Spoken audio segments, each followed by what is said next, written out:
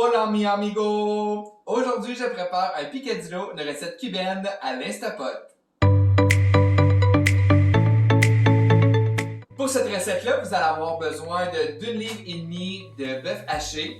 Vous allez avoir besoin d'un demi-oignon ou un petit oignon haché, 2 gousses d'ail hachées, un demi piment rouge haché aussi, 2 cuillères à table de coriandre haché, 4 onces de sauce tomate, du cumin, des feuilles de laurier et des olives. Vu que c'est une recette à l'Instapot, on va préparer tous les aliments tout de suite. Et après ça, ça va aller super rapidement. Ça prend à peu près une vingtaine de minutes à l'Instapot et le souper va être prêt. Alors comme j'ai dit, on a besoin d'un demi-oignon haché. Je vais prendre l'oignon au complet cette fois-ci parce qu'il est quand même petit. Ensuite, 2 gousses d'ail hachées.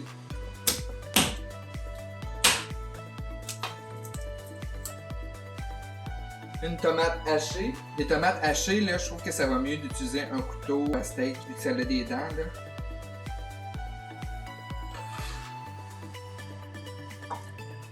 Ensuite, on a dit la moitié d'un piment rouge haché aussi.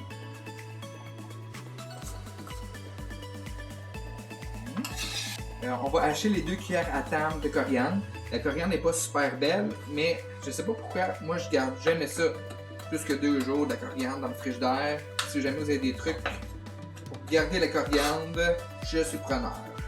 Une fois les légumes prêts, vous mettez l'Instapot à sauter et vous faites brunir la viande. Ensuite, vous ajoutez un peu de sel et un peu de poivre.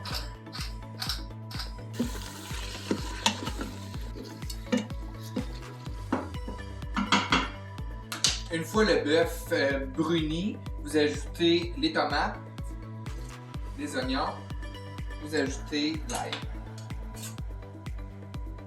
Et pour terminer, vous ajoutez le piment rouge. Vous laissez cuire 1 minute, vous mélangez, vous réassaisonnez avec le sel et le poivre. J'ai aussi ajouté la coriandre, mais ça ne l'a pas filmé. Ça fait à peu près 1 minute que tout ça cuit. Vous ajoutez 2 cuillères à soupe d'olive.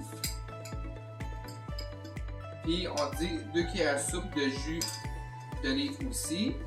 Vous ajoutez les 2 feuilles de laurier, la cuillère à thé de cumin. Moi j'en mets un petit peu moins. Et 4 onces de sauce tomate. Moi j'ai pris la sauce à pizza. On brasse. On rajoute ensuite 3 cuillères à soupe d'eau. On ferme le couvert. Là, il est fermé. Et on met à pressure cook. Non, excuse, on arrête. Là, c'est la première fois que j'utilise ça, là, fait que laisse-moi une chance. Je l'ai fermé, je mets à pressure cook pendant 15 minutes et stop. Et on laisse cuire pendant 15 minutes. Ça fait exactement 15 minutes que tout ça est dans l'Instapot. Sur cet Instapot-ci, tu n'as pas besoin de tenir ce bouchon-là. Tu as juste besoin d'appuyer ici et ça va le vider au complet. C'est là que toutes les bonnes odeurs sortent parce que sinon ça sent absolument rien dans la maison. Fait que là, c'est comme une espèce d'explosion d'odeur de bouffe qui sort de là. Fait que vous devez attendre que toute la vapeur soit sortie de l'Instapot et après ça, vous allez pouvoir l'ouvrir. On peut maintenant ouvrir l'Instapot.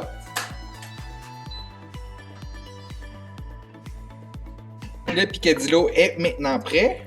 Alors si vous trouvez qu'il y a trop de liquide dans le picadillo, vous pouvez utiliser une cuillère à trou comme ça et ça donne un résultat qui est super bon. Le picadillo se mange super bien avec du riz. Ça a l'air de rien, mais c'est rempli de saveurs. C'est super bon. Essayez cette recette-là un soir de semaine, ça prend 15-20 minutes à faire et puis vous allez avoir un souper là, rempli de saveurs. Bon appétit! J'espère vraiment que vous avez aimé cette vidéo-là. Si oui, abonnez-vous à ma chaîne YouTube et allez visiter ma page Facebook Matt Roy. À bientôt!